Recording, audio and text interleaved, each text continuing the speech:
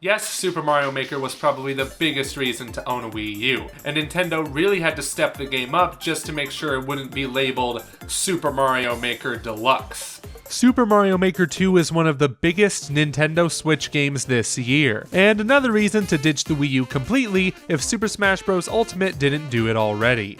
Luckily for all of us, Nintendo has more than delivered, since Super Mario Maker 2, even before its launch, is miles ahead of Super Mario Maker, as you can see behind me. And together with Dr.Wily, we will now list our 5 favorite changes, upgrades and inclusions thus far in Super Mario Maker 2. But before we do so, make sure to like, and if you're new, subscribe and press that notification bell to give us a sign that you want to see more Super Mario Maker 2 videos. The first big change about Super Mario Maker 2 from the original is that it really isn't just Mario Maker, but also Luigi and even Toad Maker as seen in the trailer, cover art, and this promotional art. And this is bigger than you think, since that is pretty much the lineup we had for New Super Mario Bros. U with playable Mario, Luigi, and Toad. So is this the sign of even more playable characters, say Toadette or even Peach? Though the last one might not go as well with rescuing Peach in the 100 Mario Challenge. We would love to play as Peach as she was in Super Mario 3D World, but even if she isn't playable, the inclusion of Luigi and Toad is big enough, as this will mark for different ways to play the game than before. Say that you play as Luigi, who can jump a little higher than Mario, and Toad, who runs faster than the Plumber Brothers. Another possibility is that Mario, Luigi, and Toad might point to a multiplayer feature, or perhaps even mode, in Super Mario Maker 2. The inclusion of multiple playable characters is a big change on its own, since it marks for new possible modes and challenges. The only question now is how big of a change playable Luigi and Toads will be. It is this uncertainty regarding multiplayer and playable Peach or Toadette that keeps this inclusion only at the number 5 spot. Still a welcome change for sure, but not as influential as the next ones.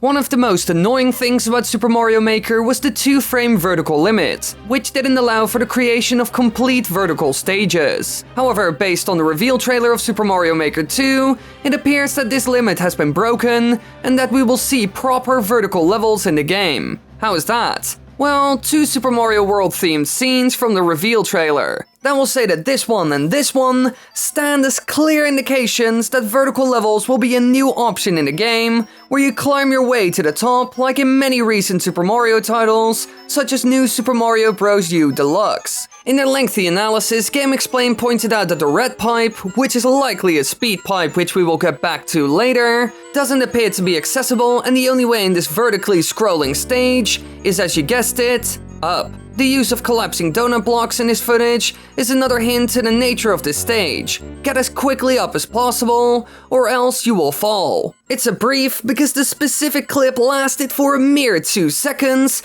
to demonstrate that vertical custom scrolling levels are present in Super Mario Maker 2. Hold on a minute, custom scrolling stages? That's right, in Super Mario Maker 2 we will finally have control on how stages will scroll and at what angle. The vertical scroll has already been demonstrated well enough through the donut block instance. But you know what? That simply isn't enough, since there's a much longer sequence that demonstrate this all too well. Namely the bursts that you drag to control the way the specific stage scrolls. And they used a brilliant example in the airship, where one ship is higher than the other and the camera follows you as you jump to the higher placed ships. Yes, this might seem to be a minor tweak, but actually it isn't. Custom Scroll completely changes how you play Mario Maker levels, as they now can fluctuate from scrolling upwards to all of a sudden go over to scroll downwards and then upwards again at a different angle. What we are witness to here is a brand new type of stage builder tool that will serve for some truly sadistic stages, in particular when combined with the new vertical options. We can't wait to see more on this new feature that will radically change the way we build and play Super Mario Maker stages. June can't come soon enough. And since we are at the topic of the great Mario Maker creators, the inventory and interface in Super Mario Maker left much to be desired. There is no hiding from this. The stage creator was a mess when it came to its inventory and item selection. Like for real. The fact that items, blocks, and enemies were all grouped in this massive field was a mess. It made stage creation a slow and less enjoyable process, and likely resulted in many players simply giving up on a way too time-consuming process, and instead went on to play stages made by other players. Yes, it was a pain to be a creator in the original Super Mario Maker because you constantly had to jump back inside of a mess of an item layout. And then you didn't have quick enough access to your last used blocks or items. Luckily, this convoluted design is gone in Super Mario Maker, as everything has been more streamlined now that the Nintendo Switch doesn't have a stylus for precise item, block, and enemy selection placement. In other words, the experience had to be adjusted and simplified since using an analog stick or D-pad requires easier and more seamless access to the inventory screen.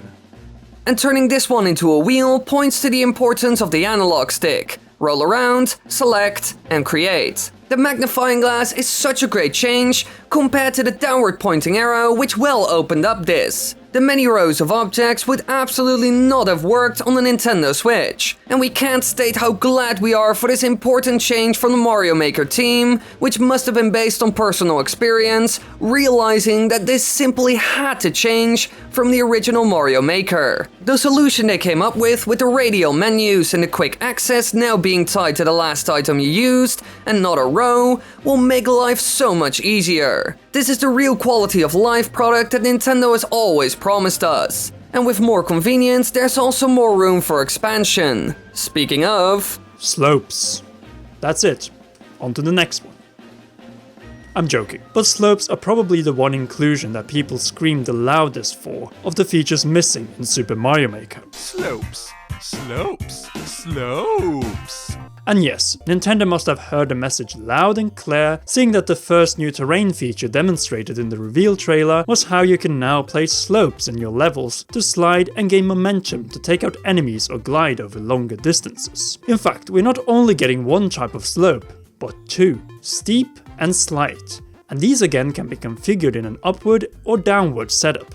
It appears that one of these is for taking enemies easier out, and the other for enemies to take you easier out. What comes one way, goes the other. Slopes are a cool addition that will change how we play Super Mario Maker, and in many ways complete the terrain experience, since slopes have been a 2D Mario staple since Super Mario Bros. 3. What is interesting here is that we for the first time will see slopes in the Super Mario Bros. 1 configuration, thus opening up for brand new NES level designs.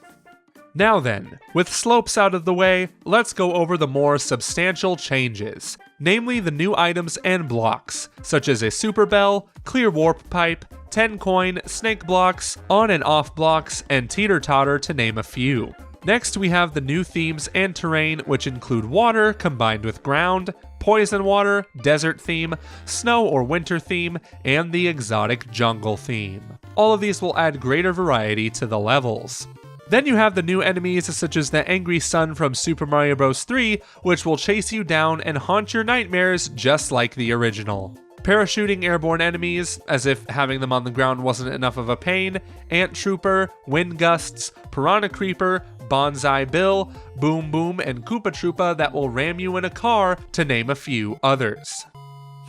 Surprisingly, many of these derive from a certain game, and the brand new game theme found in Super Mario Maker 2. Who are we kidding here? The biggest change in Super Mario Maker 2 is the inclusion of a game theme that isn't even a 2D game. It's in the title, see? 3D. So why is it in Mario Maker 2? Since though the game and characters were in 3D, the level design and linear structure and goal flag in that game was very similar to that found in a 2D Mario game, and as such was the perfect candidate for a new theme in Super Mario Maker 2. And since we have already referenced new and likely 3D World exclusive features such as the Super Bell that will allow you to climb up vertical surfaces, the Clear Warp Pipe, 10 coin, Piranha Creeper, Bonsai Bill in 3D, bell trees, exclamation mark blocks that make new blocks appear, backgrounds depicting the original 3D stages from Super Mario 3D World, with all of the previously mentioned terrain and themes found in the game. In fact, another big change caused by the inclusion of Super Mario 3D World is large numbers of items that are exclusive to one game theme. In this case, Super Mario 3D World. Instead of sitting here and talking all day about the potential and big changes the new Super Mario 3D World theme brings to the table, why don't you go over to my video from the end card, where we, Commonwealth Realm and I, go over suggestions for additional Super Mario 3D World content that should make its way to Super Mario Maker 2. As previously mentioned, if you enjoyed this video, then leave a like, and if you're new, subscribe and press that shiny notification bell for more Super Mario Maker 2 videos. And also help us get to 200k subscribers. Less than 7,000 subscribers remain, and when we get there, we'll prepare some great surprises. Finally, we want to thank all our gracious patrons, and in particular royal producers Kenyatta Ali and Bradley Carriage for their support to the realm. You can join them too for some awesome perks by heading over to patreon.com/commonrealm. Until the next one, this was Conrad and Joseph of the Commonwealth Realm, and we will see you girls and guys soon.